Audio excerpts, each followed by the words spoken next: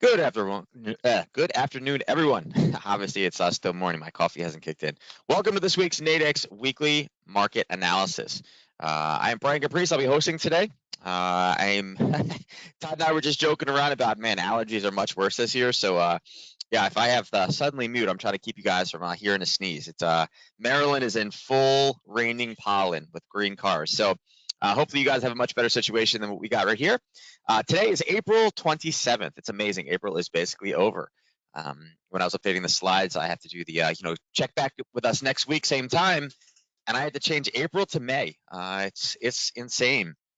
Hopefully, Mother Nature is, I don't know, done with the temperature swings. We've had 70, 30, 70, 30. This week it's nice again. I'm hoping that that's it. We are officially in the spring at this point, and maybe even in the summer. With restrictions being lifted, I'm very excited to get back out and start doing normal things out in the sun. Maybe get to visit a beach this year. My daughter hasn't seen the ocean or anything like that yet because, again, being locked down for a year, I feel like she's missing out. And who knows? Maybe we'll get an outdoor birthday party for her this year for being 3.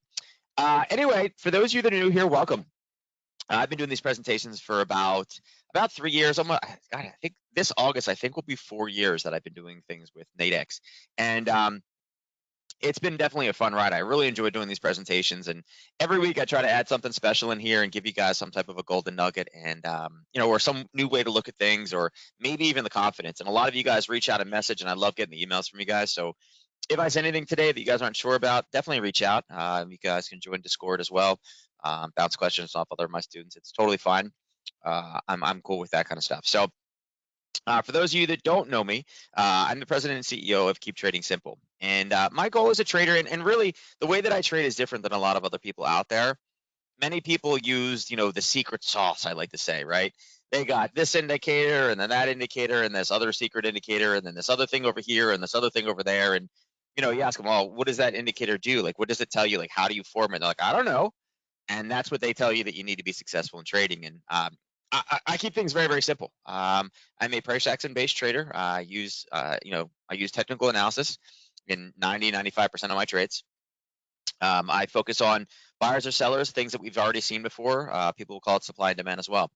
I try to keep it as simple as possible. So on my charts, you guys will see some horizontal boxes, right? Some horizontal rectangles. Those are areas of buyers and sellers. I'm also very much an if this then that trader. I do not have a crystal ball on my desk. I don't have a special, I can't put it up here. I'm not don't purport to be the expert, right? I don't have that crystal ball. I can't read the future, but I am very, very big on money management and position sizing. And then again, making sure that I have acceptable risk to reward ratio trades in everything that I trade. So if you guys aren't familiar with trading Nadex, make sure that you guys do start over in a Nadex demo so you get used to the platform before you kind of dial in. I've created a number of different strategies using Nadex in particular. The 30-minute trader is very popular. The 5-minute binary course is probably one of the most popular. I see a lot of people jumping into that one. I do weekly newsletters as well, and I have a high volatility trading course that came out last year with COVID. And again, it wasn't just a COVID trading class. It was basically anytime we have high volatility. There are things all year long that equal high volatility, and it's definitely one of those courses that people keep asking. I'm like, yeah, it would be in that class. All right. I've been doing this for about 20 years. The tech bubble, if you guys remember that, the 1999 when Y2K was out there, where the world was going to end because supposedly computers couldn't handle those extra digits. That's when I started trading. I'm not a 12th generation trader. My dad's dad was not the creator of the trading floors. My dad actually was a programmer. He worked for IBM. But I'd always been drawn to the markets. I loved the idea. I was able to handle the risk. It's just been something I've been in a long time. Started with stocks and traditional options, found currencies about 6 years in, fell in love with that market due to the 24-hour nature of it, the leverage of it. Learned to trade futures as well.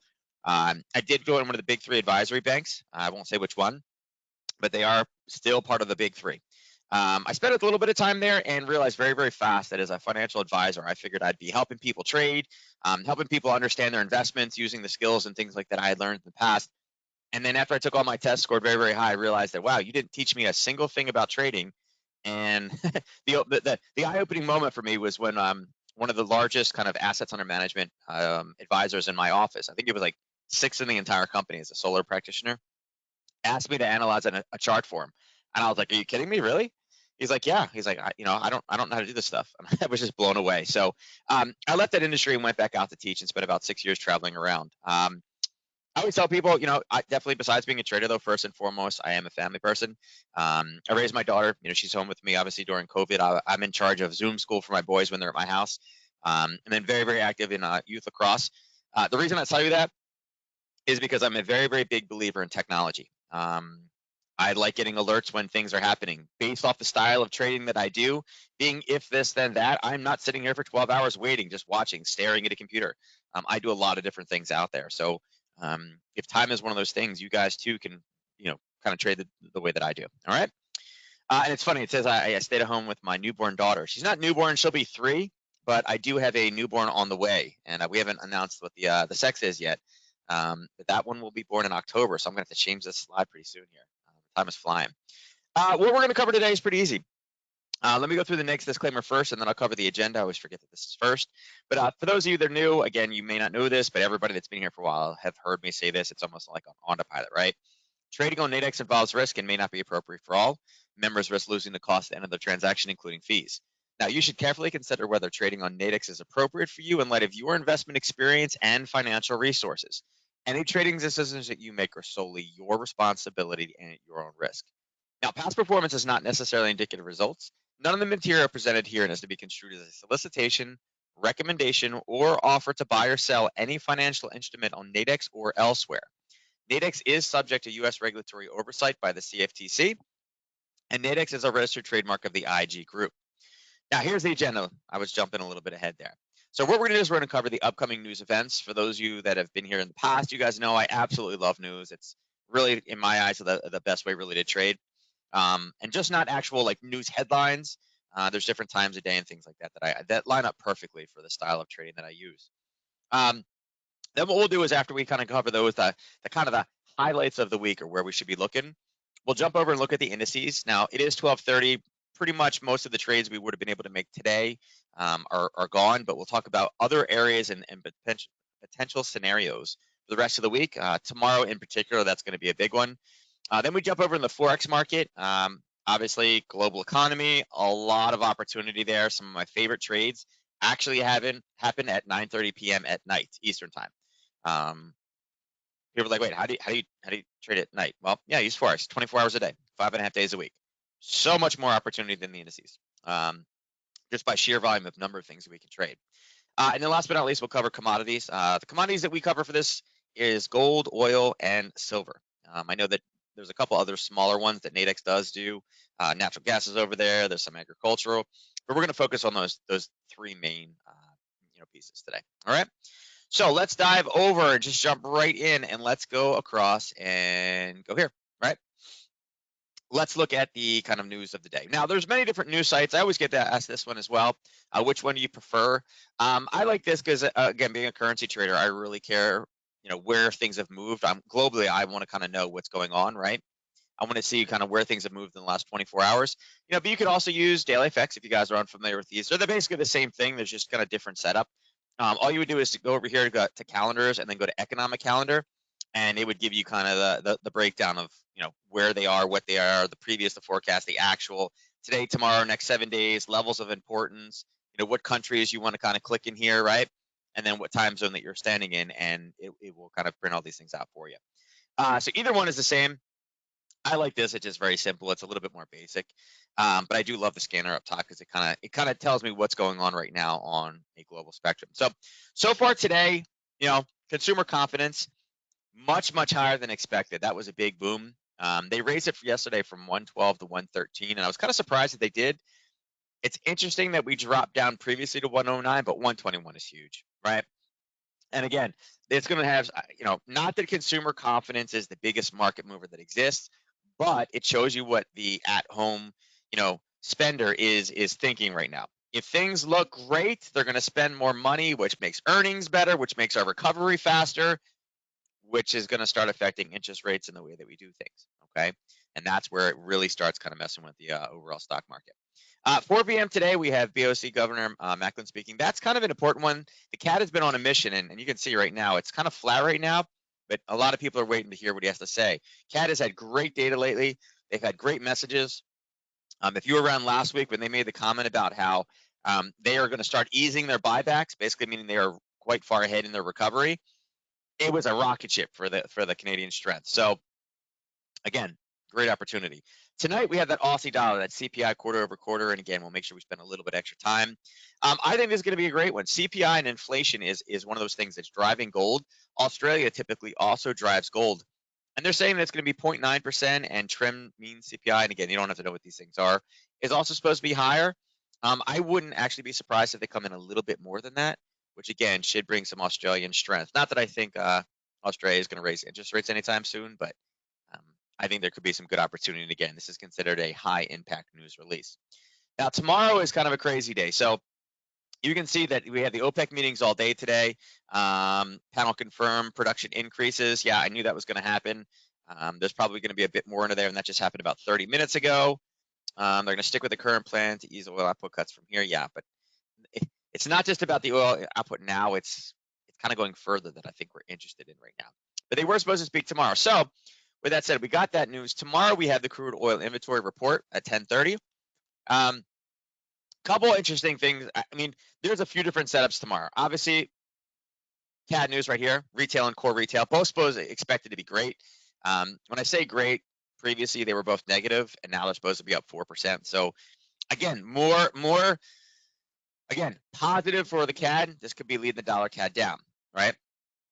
Crude oil is going to be a big one, but this is going to steal all the marbles tomorrow. It's going to be the FOMC statement, the Fed funds rate, and the FOMC press conference. Now, pretty much, I think it's all agreed upon that there's a slim to none chance of them raising the interest rate at this point. They're not going to lower it anymore. But, and again, this goes back to the consumer confidence number. With everything we've seen, with all the comments and things that Powell have made, I don't know. I mean, they said that we're looking for moderate, inflation. They said it would cut back. I feel like they're going to start talking about when they're going to potentially raising interest rates, and I think it's going to be sooner than that 2023 that most people would assume it would be. When they do that, even though nothing has actually changed, it's the anticipation, the changing, which is going to start putting ripples throughout the indices. I'll tell you right now, here's my warning. If you guys have, or guys or girls out there, have positions in the indices tomorrow, right before 2 o'clock, either close them or learn how to protect them, okay? Because based off of what we see in this FOMC statement, it could definitely send the markets flying up or down. Now, the press conference at 2:30 also provides a catalyst. Again, they may say something that people were like, huh? That throws up a lot of question marks. The FOMC press conference is where those things will get clarified. And actually, I think they say that in here. Yeah, here. It's in two parts. The first paragraph is read, and then the conference opens to questions. The questions often lead to unscripted answers that create heavy market volatility. Okay. Again, the prepared piece, they know what to expect. That thing has gone over with a fine-tooth comb, right? But if somebody puts a question out there that is surprising or asks for kind of an off the kind of planned, track of questions, that they don't have a canned response for, that's where you get some crazy market movement. And again, this is where major market movements happen. If you are in a position and you are profitable, make sure that you learn how to protect it, or at least have yourself in a limited risk situation. See too many people that are like, oh my God, what happened today? I was doing great. And then all of a sudden, it's like, well, yeah, it was the FOMC, right? They have the power to move things around. So again, just be cautious with that kind of stuff. Going into Thursday. Now, Thursday is an interesting figure. The advanced GDP's numbers are coming out, as well as the unemployment claims. Now, advanced GDP numbers are looking great, right? 6.8 looks awesome. It's 4 last time. And again, and this is the other piece of it. The advanced GDP price index continues to rise as well. So again, you don't have to know what these are. Just understand that there's a specific forecast. And if it comes in right on, the market had already prepared for that. If it comes in above, the market didn't do enough and they need to adjust, or vice versa. Last time, they need to go backwards. And look at this. This just shows kind of how crazy it can be. It was expected to be 4.2 in January, came in at 4, sent the market crashing, but yet this time they're expecting them to adjust this to higher than what was expected, up to 4.3%. So right now already, it's kind of like, wait a second, it was 4, it's revised up. Is this going to be higher? Is this going to be like 8? Right? So this could have some major implications on Thursday morning also. Now, unemployment claims, they've been kind of all over the place as well. You can see, early April, everything looked grim. And all of a sudden they're like, all right. It's over 700, we'll raise it. And then it was like, haha, just kidding. It was Mother Nature, right? 700, 600 forecast, and it was 560, 547. So, and again, it's supposed to be right around that same area. This comes in around 500. That'll also be a very positive sign. And it's both positive and negative, right? The faster the recovery happens, the sooner they're going to have to raise interest rates to kind of counterbalance the low interest rate environment we have, which again is bad for the indices. So, it's kind of all over the place. Pending home sales, it's great, sure, it's good, but again, it doesn't really control the indices too much. And then going into Friday, it looks like a rather slow day. We have some Swiss news. We have German preliminary GDP, which is pretty important. The reason why is because Germany currently right now is going backwards. They're having their third wave of the pandemic, right? They're having major issues with it. They've had some vaccine issues. They've halted things. Again, the variants over there are definitely getting them. And again, last time, we're talking about 6-8% in our advanced GDP, and this is their prelim data, quarter over quarter, and it's coming in at minus 1.5. So again, number one economy inside of the European Union, when it's negative, people are going to look at that and be like,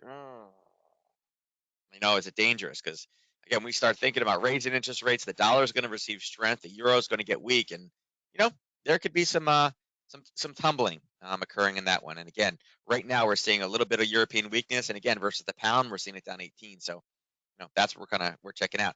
And then again, our neighbors to the north, I'm actually kind of surprised that this is only 0.5. With everything we've seen, and again, the statement last week, there may be a sneaky, and again, everyone's like, well, give me like an inside track. I don't have any inside tracks, but I'll tell you right now, Friday, with no other kind of major blockbuster news in the U.S. trading session, I'm looking at this and saying, I have a dollar CAD month over month GDP. They just made amazing kind of, we're gonna start tapering our buybacks, our support.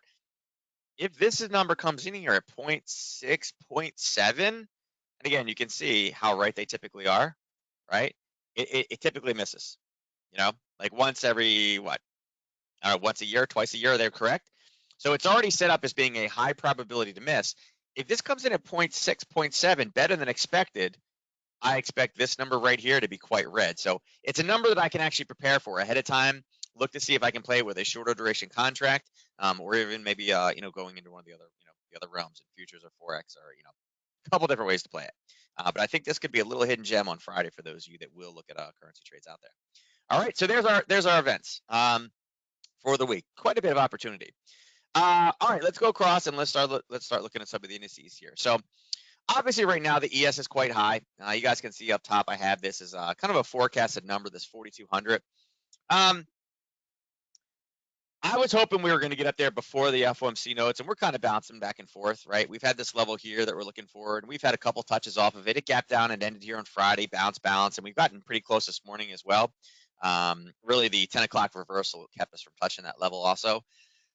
I would say right now, being 12 o'clock, I don't see that there's going to be a ton of movement unless we have an unexpected headline, which you can't prepare for. But I still do think we will get up to that 4,200 this week. It's only about it's only about 20 points away right now in the ES. I think seeing where we end on the day today would be pretty important. And I'm really curious to see where the Nadex contracts are printed tonight after the close. Reason why is, if we have the opportunity, maybe it kind of pitters around a little bit, and if it can, kind of fall back down a little bit, if there is a call spread out there, I'll tell you why call spread in a second. If there's a call spread out there, I think it could provide some interesting opportunity because, again, call spreads tend to have a little bit lower risk in there, right? If you can get them near the floor or the ceiling. So if we can grab one that's a little bit out of the money, there may be some opportunity in the overnight session to grab this one, assuming that it's going to be positive, from the FOMC tomorrow. I highly doubt they're going to get super negative. It's going to be about interest rates is really what's going to take us, left or right. But comments about how strong the economy is recovering, and if they make anything, if they say that, hey, listen, we've seen inflation, but not to a point yet where we need to step in and do anything for it, that's all that's the gasoline on the fire to get us to 4,200 if we haven't hit it already in preparation for that. So I do think there's definitely something to the top side we should be watching out for.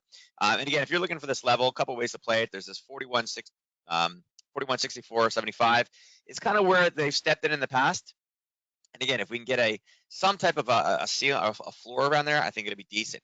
Now, if we come down and we start basing in here in the overnight, there may be an opportunity to take this short, assuming that it will come back down to this level. Now, this was a big parabolic move, just like this was, and it retraced, right? But the same speed that it did here, it's most likely going to come back down as well. If we do not go rally higher and touch, and we come down and start basing this level, there will be an opportunity to take this short.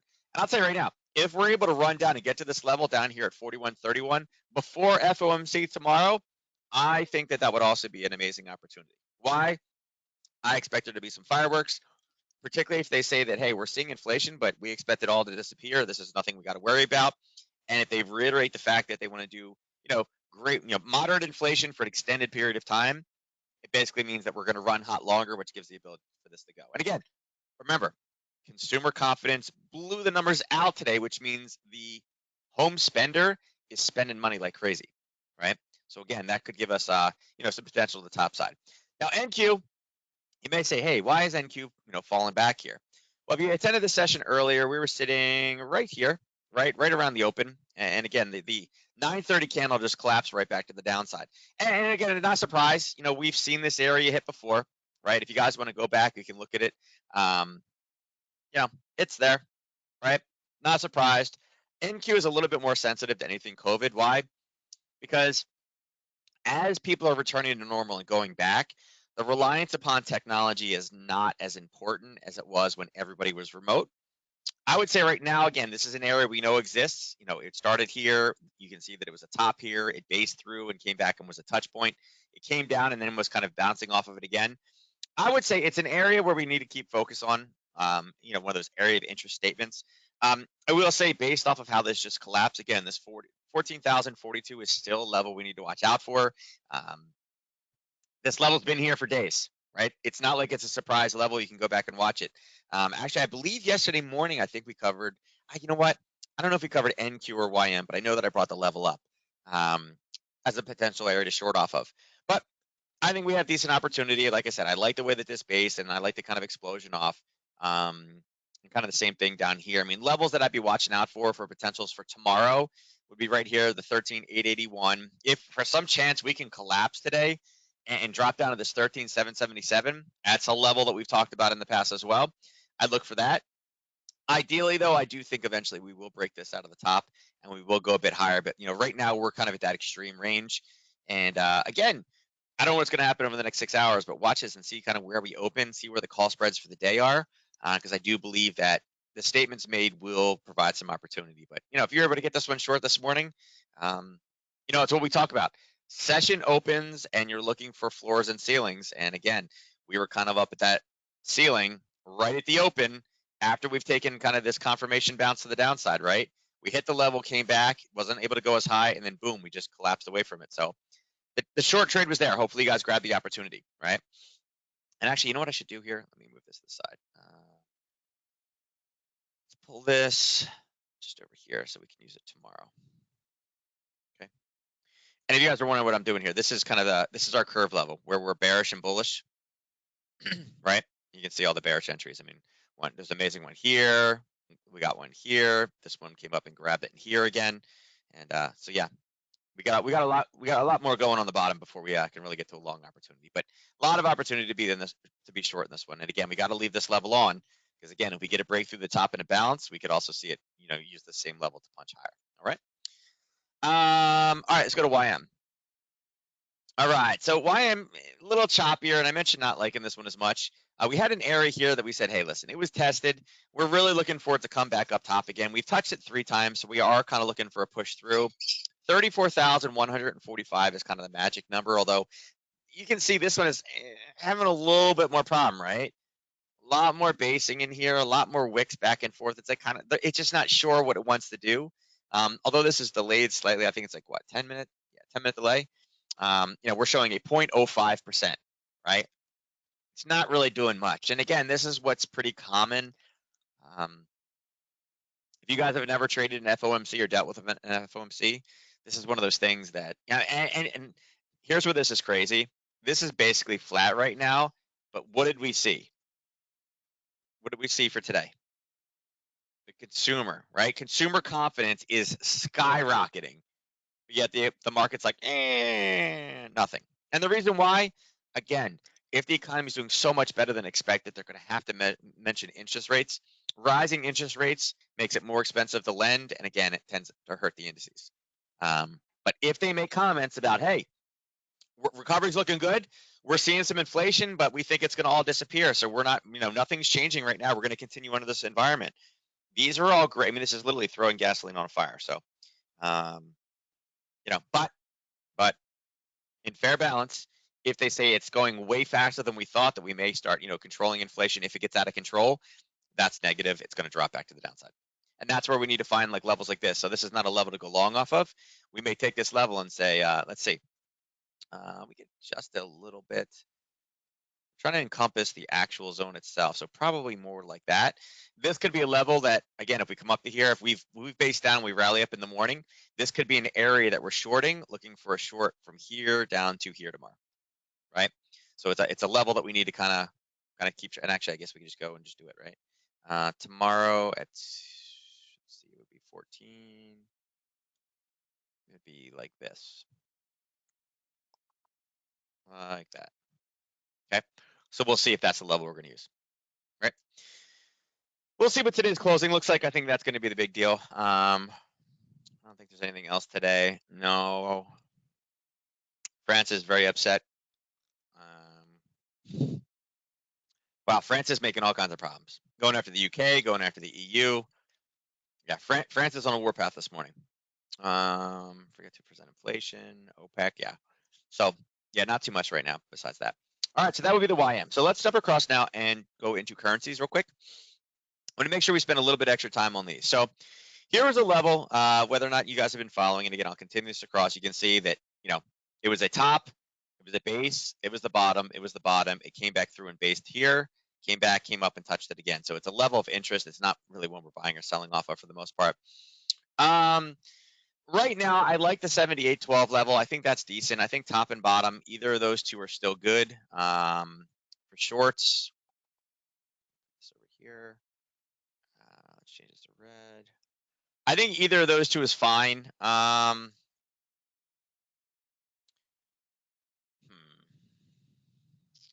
There's an all right level here. So you can see that the background, the entire background right now is pink, right? Minus this kind of intraday level. And again, I can continue this across. Here, we'll adjust this to here. We'll use this here and use this as kind of our intraday curve level. But you can see in the grander scheme, we're in the area where we should be looking to take shorts, not necessarily longs. If we're able to drive down, and if we do something along these lines, right? I could be swayed for this one. It's going to take, let's see. It's going to take about 20 pips to the downside. It should have no problems doing that today. I mean, even right now on the 30-minute, looking at the ATR right now is about 7. So it'd be like 2 hours or 3 hours worth of movement to the downside. So it absolutely can get down there with a positive number tonight for the Australian dollar. If we can get down here, and this level is sitting at approximately 77.48. 77.48, that could be a pre-market opportunity for us to kind of get long, right? And again, a couple ways to play. Excuse me, you could look at binaries, you could look at call spreads, many different ways. All right. But it is middle of the curve. It's in the blue area. So again, it's kind of that no man's land in the middle between the sellers and buyers. It's not ideal. I mean, for some reason, if we can take a major collapse, the 76.87, the one down here, I think is a better buy, but this may be a short opportunity. Again, go into those 2 hour binary, the short duration binary contracts, maybe even the call spreads after they are reprinted tonight. All right. Now, the euro, the Aussie dollar, or I'm sorry, the Aussie yen, I like better. Again, we're looking for a collapse, but we didn't really have a level or entry for it. We'd like to overcome this area. So what we're kind of hoping for, earlier today, I mentioned it, my pom-poms, right? We're looking for this to rally up, and it is. It started to move, right? It's starting, right? It's up about 23. It's got another 20 to go, and it's got, what, 8 hours, 9 hours before we need to get there. I think this level is a decent level. It's been marked off. It's been talked about. If we can get up to there before the 9 p.m. news release tonight, that could be a great opportunity as well. Unfortunately, if we kind of stabilize and just go sideways and kind of fail right here, it may actually pop and then drop, but I think that's probably a decent level. The one fear that I do have with this one, though, is if we just kind of stay right in here in this level, right? Maybe we just do this tonight. It's not really in the best of levels to get any type of a pre-trade. Now, if we don't have movement high or low, then what we can do is we can take some type of a retracement off of this one if it is a big miss. Maybe this is the once a year that it's smack dead on and it doesn't do anything, in which case, there's no retracement, no harm, no foul, right? This is why being an if this, then that trader is so important, because again, you dictate when you're actually going to take the risk. It has to do a certain number of things, jump through a certain number of hoops, and then you take it based off acceptable level of risk. But right now, the two levels I'm looking for are, again, 84.66. It's supposed to be this color. We'll extend that one across. I think these are my, I guess, larger confidence trade areas. Would be those 84.66, 83.52 on the bottom side. And again, any push down, I'm looking for, if we start to collapse, if the Aussie data misses, I'd be looking for a bounce or kind of a target down here at 83.77, right where these last buyers stepped in. Okay.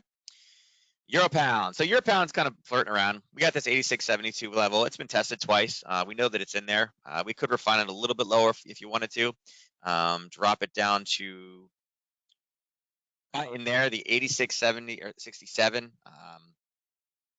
I don't know. I mean, right now their markets are closed. It's not going to see a whole lot of movement from now till tomorrow morning. But European Open tends to be the best time to trade this one anyway, which would have been from right here, right there. Okay. So your European session open from here at its low was only about 25 pips. Not a lot of data out there with this one right now. You can see there was nothing today. Tomorrow there's some European data at 10 o'clock. But again, 10 o'clock, the U.S. trader's starting to take over. So I don't know that that's going to be the biggest one. Nothing on Thursday and Friday, the GDP data at 4 a.m. in the morning. That'll be the morning to trade that one as far as the open goes. So, I feel like we'll get some, but, this week is just not providing the opportunity for the Euro pound. So there may not be as much there, but that's probably a decent level. Again, we're looking for longs. It's an O. I would say it's maybe a B in my eyes. It's okay. I think the level down here at 86.41 is a little bit better. I mean, if already this is a B minus, this may be like a B plus versus something farther down here, the 85.86, which I would say is probably, maybe an A minus type scenario. Again, it's deeper into the curve where we're looking to kind of do something with it. For those of you that are kind of newer here and you're trying to track your charts better, I do think you need to keep 87.44 on your radar. It was done from a higher time frame. It's in the middle of the curve, so it's not necessarily, if it was a higher time frame level in the upper area where it's pink, I love it. Those are my favorite. But 87.44 in the middle from the higher time frame, it's good. It's just not nice. As my son says, it's good, but it's not the best. It's like, what does that mean? That's Asher. I'm gonna get him a T-shirt. It's good, but it's not the best. It's like, all right, I don't know what you're saying. It's kind of in the middle, guys, is what I'm saying in this case. If you can catch it at a European Open, that's the ideal situation. East Coasters, I know the European Open is very difficult to trade. It's like 3 o'clock in the morning. West Coasters, it just requires you to stay up till midnight, right? So if you're a night owl, then you're good, right? Easy to trade. But watch that level up top. Euro yen is driving. So this one we were looking for a break, and look, we'd had 1, 2, 3. I had all these pieces up here, and I'm just keeping the level on because it's been an area of interest for so long. It's really affected price. It was not an area we're looking to go short in. Again, we mentioned it breaking with all these things. I just deleted them all off.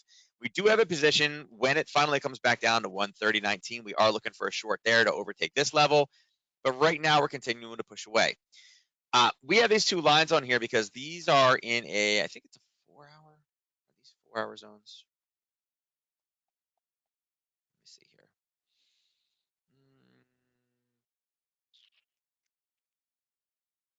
Kind of. I would say that this one is probably more there. No, this is probably a daily.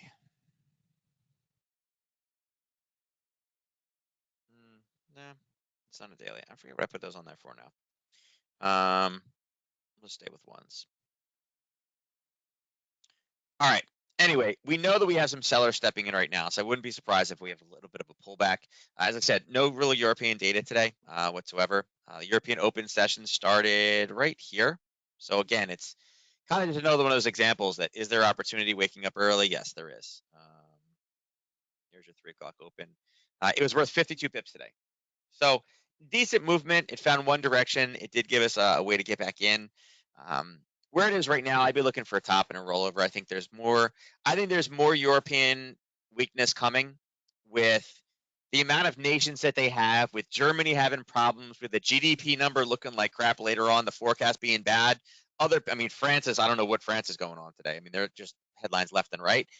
I would be looking for a top, and the way to find this one would be to drop it into a 30-minute, look for some type of a decent top like this at a time that matters. 11 o'clock at night is not a time that matters, but if we can get a European session top, and again, maybe even something on a smaller time frame back, look for a failure to go higher and look for this to roll. I do think this one is at risk to kind of coming back down again, probably back into the 130 range. But I don't have a great setup on it right now. It's just, again, we're in the pink range. We're looking for shorts. We're hypersensitive to shorts. We just got to find something good. Now, euro dollar. So euro dollar, again, you can see earlier today we were sitting right here, and we mentioned popping up, and it was a decent level. It was back into this. We're really looking for the level up here at 121.06, or we're looking for 120.28. It's kind of our intraday based smaller time frame level. You can see that we're in the blue, that no man's land on the larger time frame. So isn't it an ideal situation? No. If we talk about fundamentals for a second and a little bit of speculation, if they mention anything about the interest rates, that is going to bring dollar strength in, which shoots this pair down. If Germany's data later in the week is worse than expected, or we see any other headlines of other people closing down, that is bad for the euro. That also sends us down. I would say, although it is in the upper reaches of the blue, I would have to say I have more of a bearish kind of mindset on this one right now. It's above 120, which is a big thing. I think it should be, I think the EU is way far behind we are as far as recovery goes for the amount of vaccines that are rolled out versus people and populace, and especially with Germany being shackled the way they are right now. I just feel like this one we should be looking for shorts. So 21.06 I think is the ideal area, the ideal scenario. Again, it was a test at 4:30 in the morning when their market was live and open, so I think that one's good, but we'll see where this one flies. Euro dollar will obviously be affected by the FOMC meeting notes tomorrow, so you need to take extreme caution on that one. See where we're at. If this one rallies up from now till tomorrow, back up to that 121 level before FOMC, I wouldn't be surprised if that one takes a tumble. And again, FOMC has the power to do like 150, 175 pips in this pair with like blockbuster news. And what I mean by blockbuster news is if Powell says we may have to start looking at options to control inflation, or inflation is starting to get to levels where we're starting to watch it more, anything that is like hawkish to raise interest rates, that's dollar strength. This thing tanks. So again, this is some interesting opportunity tomorrow to be able to take a short here. All right. Pound yen. So pound yen is driving. Yeah, this one's been cruising. Here is, let's see, back on a 30. So here's the European Open, right? It did pull back and grab a proper level. You talk about how much opportunity this one has. This one had 90 pips worth of movement today. So excellent movement in the European session, and they just closed up a little while ago, right? So basically from 5 o'clock till 11, right? 6-hour window, 90 pips, excellent mover. Now we are approaching a level right here. You can see this 151.11 area. It's an interesting time. Again, their market is closing, right? So they're out of the market now. It's just purely kind of the leftovers and a yen play at this point. It is a level where we had basing and a very, very strong push out. It did start to turn around here a little bit, but after such a big push up, again, it's about an ATR worth of movement, which is not out of the ordinary. I would say that, we're kind of getting to a level here. As you guys know, if you've heard me, I'm a very big supporter right now of the pound. I do feel like the pound has a lot more room to run. Is it the ideal short? No, we're taking it off a small level from a previous area of interest. I think 151.93 is a much better area to short from, but it doesn't mean you can't do it somewhere in this 151. I'd prefer if we were hitting this 151.11 at European Open, not at European close. That does make a difference. like a huge difference, but the opportunity still exists. It's a level, it's there. Um, you know, it's kind of flirting with the level right now. You know, like I said, ideally, if this was 3 o'clock in the morning, it'd be like, yep, I like this. But right now, it's again, it's not the extreme. The extreme back in the upper kind of pink range is the 151.93. So this would be an A trade for me. This would be more of like a B minus, but we'll see. There's a couple different areas of sellers over here. Pound dollar. So pound dollar obviously is going to be another one. Euro dollar, pound dollar are going to have significant kind of movement with any type of FOMC surprise. 199. I'm sorry, not 199. Wow, could you imagine 199? That'd be insane. 139.43 and 138.42 are the levels that I'm looking for. From the European Open, you can see that the European Open kicked in right about here, right? It pushed down and kind of rolled right back up. I mean, it had a decent, from the Open here, you're talking about 50 pips, and now it's retracing back down. It's only 24 pips different. So, it's not bad, but, lack of any real true news. This one hasn't moved too much. But again, both those levels, top or bottom, I think are great for FOMC. See if we can get to them on a 30-minute and, take it from there. Either of these as well. If we rally up to 139.43 in the overnight, I think for a European session, this could be a decent roll back down in anticipation for great U.S. data, right? The market will try to move ahead of time and adjust accordingly. I think that one could be good as well. Okay. Dollar CAD. So dollar CAD's got some interesting things. So here's a trade that we talked about before, that Harry Potter, right? The continuation, the space, the pullback, and the continuation through. It's funny, we joked about this Harry Potter pattern. It's just a momentum kind of continuation pattern. There's a big YouTube personality that is now talking about it magically, and they're drawing it the exact same way that I did. So, there are some fans out there of the channel that are watching. It's funny when somebody publishes something that you talk about all the time. Where we are right now, again, we had an area where we were looking for buying. As you can see, that was our profit target from the short. Remember, whenever you're putting a trade on, you may say, well, wait, is this a buy? It's green. No, we were just inside of a short. We need to make sure that we get out first, and we haven't gotten the entry to get back in yet. That was our profit target. And you can see, had we taken profit, we're still at that same exact spot. It has done nothing. As far as where we go with this next, that's kind of the linchpin with a lot of things here, right? And I say linchpin because we have a higher time frame area down here at 123.15 and 122.50. It's done on the daily and the 4 hours, which is much higher than the time frame we're looking at right now. Why I'm telling you that is I think that this has the ability to come down to here. Okay. FOMC kind of throws a little bit of a monkey wrench into the whole thing, because I do believe that FOMC tomorrow has a high probability of giving us a lot of dollar strength. But, and I say but, we do have some Canadian data first, right? We do have their core retail sales and the retail sales month over month. The question is, and again, how is that going to rank versus FOMC? FOMC wins hands down strength-wise. Okay. We may start to get the move, and it may kind of get strange, but if we can get down into this level, again, if we can get down to here before 2 o'clock, let's see, when is 2 o'clock for tomorrow? Be 14 right there. If we can get down to here tomorrow and we're flirting with this higher time frame level, I do feel that that could provide a good catalyst, right? I think it could provide a very good catalyst for this to go higher. Okay, my current opinion is we will get dollar strength tomorrow. If we can drive down into the extreme range of this curve, deep into the green area with a 4 hour / hour or daily level, those are where the big turns come from. 123 is a big drive to the downside without any bit of a retracement. If we're holding this level, I got to see what the CAD news is. Again, if we just can hold this level, if the CAD news is coming in as expected, again, I do think we push back up again. And I would not take this one as a short again. I think targets to the top side tomorrow for news, I think need to be up in this range, right? At approximately this level here. I'll change this to yellow and black just to make it a little bit easier, right? Like I said, we're at 124 right now. If we stay at 124, I think 125 could definitely be on the menu tomorrow with FOMC. Okay. Dollar Swiss has been choppy back and forth. We've marked this a bunch of things. We were waiting for a break. We got it lowered, established the new level. As you see, it came down, hit it and bounced out, hit it and bounced out again. So, it's done it twice at this point, right? we're looking for buys. The best buy that I had in this one, the highest quality one, was down here at 90.84. It's messing around with a lot of these smaller levels.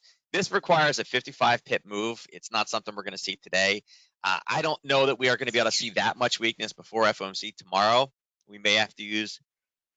Oh, excuse me. Wow, that came out of nowhere. Sorry. We may have to use one of these levels in here, and these levels are going to be approximately right around the 190, 120 level. 191, it's flat, is going to be down here. It's a bit far. I just don't like a lot of what we have here. If you're looking for a profit target up top, probably there is where we'd be looking for profit in any type of a long, right? Sitting right in here. And the reason why is, again, we flirted with it a little bit. It tried, and finally it got enough power. It broke through. It rallied up very, very strong, hit the level, and got hammered down. Kind of failed in its attempt here, and same thing. Came up, one base, love the top, boom, collapsed back down again. So 91, and again, if this just rallies up, maybe we are looking to take a short off of that one. Maybe we don't get another entry, and this becomes the entry and not the target. But I definitely think we need to come up and look at the way that if we get a one kind of candle top in here, again, look for this to crash back down to this 91.22. So could be there, although dollar Swiss is not normally what I'll trade with FOMC. Okay. Dollar yen's driving. So dollar yen, we talked about having a level here, and again, this is one of those small bases. It had been pushed. It had been here 1, 2, 3 times. It was the tops that we liked, and again, it hit it and kind of pushed back again and started giving us that sideways base right at 10:30. You're like, it's there for a reversal, but it's kind of getting a little iffy, right? So it ended up managing to go through. So now we're going to keep this on and hold this for a Harry Potter. If we can get a one candle base and a pullback, this may give us the opportunity to drive up into that 108, 90, 80-ish area. The hard part about this one is we really have just a few small levels in here where it keeps coming back. We have this one level here that it's an old level. It was an area that kind of came in and it Harry Pottered and went lower on us. I'd keep it there, although it's not the ideal level. It should be yellow. It's not the ideal level, right? But if we're looking for a Harry Potter, I would say that probably it probably gives us at least the first tested level. I mean, there's a level here, but it's been pushed to the brink. Little one here, but kind of the same thing. This is a grindy drop. This at least gave us somewhat more explosive. So,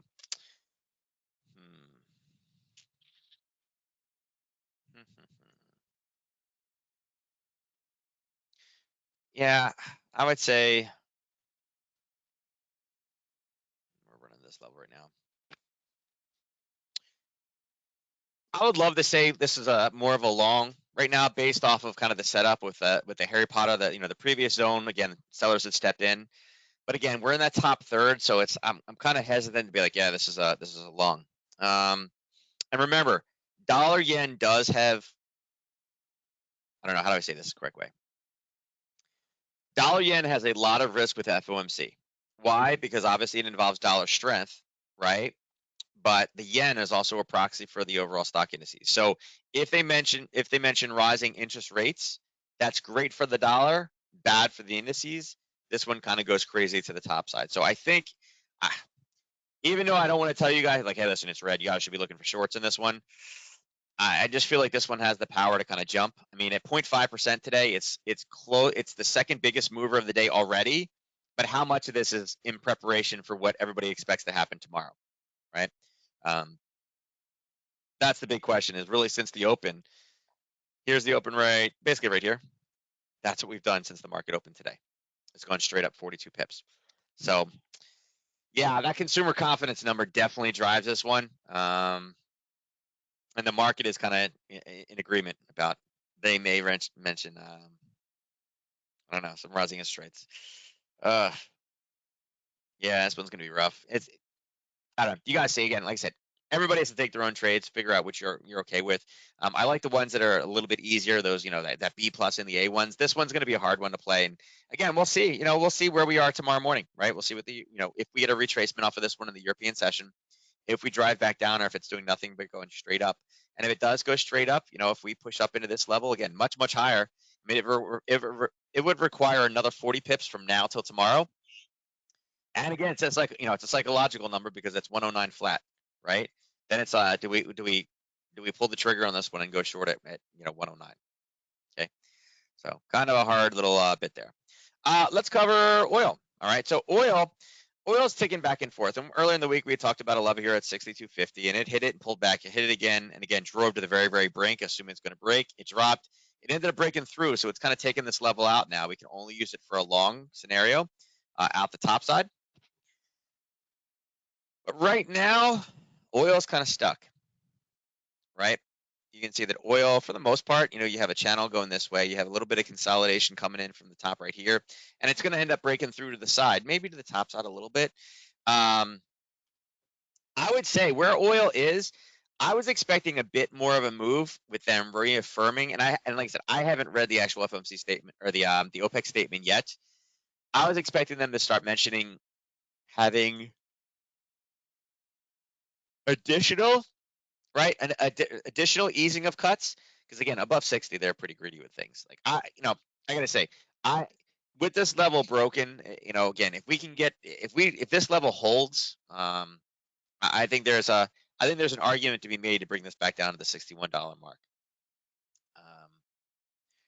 I really expected more of a drop, and like I said, they just reaffirmed what they already said. They didn't really give us any news, but why? The question is, why would you need to call a meeting a day early amid COVID concerns just to reaffirm the exact data that we already had, right? I feel like there's a headline that we don't have yet. So I'm still kind of thinking bearish on this one. But again, remember, if this, then that. If we just stay here, we're unable to break, and when the new contracts print, we could be going short for this one at the end of the day today. If we finally break through and we push up, then we're going for that Harry Potter using this as our level of risk, right? We come up, this is our level of risk. Touches the zone, we go long, and again, then profit targets are sitting over here at 63.71. Right? Gold. Gold's about to get crazy. And you can see gold is not really trending sideways. It's down, 0.12%. It's not really doing much. And again, all it's been doing is chopping back and forth. We talked about these levels here, that this was going to break. It did. It got sliced through, found a new bottom. And again, it's been chopping a little bit lower. So again, the bottom is done, but now we're just consolidating in. Gold is going to be an FOMC play. I highly doubt we see much movement in gold in the next, at this point, 24 hours, right? I wouldn't be surprised if we kind of just chop back and forth. Reason why is because FOMC, they got to mention interest rates. There's no way they cannot mention it. It's just impossible. Whether they're hawkish or dovish is really going to affect the price of gold. And I think two levels, and right now we're literally skirting right down the middle, right? I think you need to watch out for 1795 and 1761. I think either of those two are the ideal levels for longs or shorts. Right now, it's literally tracking and just going sideways. All right.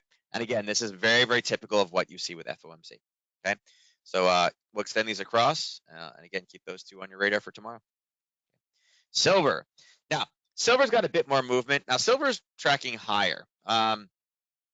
Silver tends to move twice as much, right? I would still say that this is, although it's grinding higher and starting to pull back now, it's a lot of wicks back and forth. It's not the ideal kind of setup for things. We do have a level up top, and again, these are not new levels. These are levels we talked. They were levels before it was here, but 26.53 up top and 25.50 on the downside would be the two levels that I am most focused on right now. There's some buying in here as well, but I mean, right around the 26 mark. But really, I think the best bet is, again, being in this upper third. If we get the 26.50, I think that would be a nice little roll. And again, profit taking would be down here 25.50. But 25.50 is a pretty decent figure. Of the two, I don't know. We'll see tomorrow. I mean, like I said, we're 24 hours before the news release. I expect there'll be movement in one of these two, depending on if we're or no. There will be. It's just whether or not it's how strong. And remember, silver typically will move twice as fast. I'd like it if we can get there. I think if we can get up to here again, then I'll vote for that dovish. That we're not going to raise interest rates. This is transient. We're not seeing it. We got it well under control. It's going to be a long time before we raise interest rates. Again, that's not necessarily the best thing for silver to hear, and it will drop. Okay. Let me see. Besides that, is there anything else that stands out for me? Natural gas. Again, natural gas has been rallying. I do think we are due for some type of a roll here for natural gas. TLT, it's kind of having some issues, and again, it's basing around here. wouldn't be surprised if TLT drops a bit further down to 138. Dollar index, are we even close to a level? Nah, not really. Depending on where we are tomorrow, guys, as well, if you want to gauge how the market's going to take it, this is a level you need to watch out for the dollar index. If we are down here, the market is prepared for a positive dollar bounce off of FOMC. So that'll be a level. And again, it's not something that we're trading. It's just that, the dollar index comes down to 983. The market is preparing for positive news for the dollar to kind of bounce higher. Okay. VIX is down, and that's about it. Everything else is pretty standard in here. So, all right. That's it. That's everything we got for today. Let's bounce back over to here, and we'll mention next week. Now, I didn't change this slide. This slide needs to be changed. Next week, it's actually going to be all day. And Todd, I don't know if you're out there or not. If you can post the link in chat, if you can hear me. Remember, next week we have the kind of how to day trade kind of education event, education summit. I'm speaking, I believe, at 1 to 1:15, and I'm going to do basically how to play oil releases, or like oil and gold news events is kind of what I'm doing it on. But it'll be an all-day event, okay? After that, I guess the next time that we will meet for these afternoon sessions is going to be, man, I can't believe I'm saying this. It'll actually be the 11th. So I guess, you know what, I can just change it, I think. Let me see, can I change it while you guys are on here? The next time you'll be on with me will be, there we go, Tuesday, May 11th at 12 p.m. Eastern. But next week I am part of the Education Summit, and I'll be on at 1 o'clock. I believe they start, I'm going to say like 10 o'clock, but I don't know if Todd posted in chat or not. I did indeed just post it. It starts at 11 a.m. Eastern, so we're starting at 10 a.m. Central. Brian, you are on at 1 p.m. Eastern next. Okay, good. I had it written down right. Sometimes, guys, we get that weird kind of like he sends me something thinking that I'm in his time zone, but I'm an hour ahead. So we always have to double and triple check, and sometimes even 4 or 5 times just to make sure we have the right time. So yeah, I thought next week at everyone 11 a.m. it starts. Central. Doesn't everyone just use Central? Isn't that the center of the world, the universe? That's what everybody from Chicago says until they realize that the U.S. session starts with New York. All right, guys, so that's it for today. If you guys have any questions about anything I said, please, it's right in the middle. It's in bold letters so you can see it. support@keeptradingsimple.com. You're more than welcome to email me and ask me anything or ask for clarification, or whatever you guys want. I'm out here to help you guys. That's why I do these presentations. I want to be able to help people. So with that said, I'm out of here. If you need anything, message me. If you have any questions about Nadex or the platform in particular, or even something I said today that is specific towards Nadex, go ahead and message them as well. They are more than willing to help you as well, kind of make sure that you understand the full platform and all the new features that it has. So I'll catch you guys next week, or actually tomorrow morning if you guys are joining us on YouTube. And if not, I'll see you then. Take care.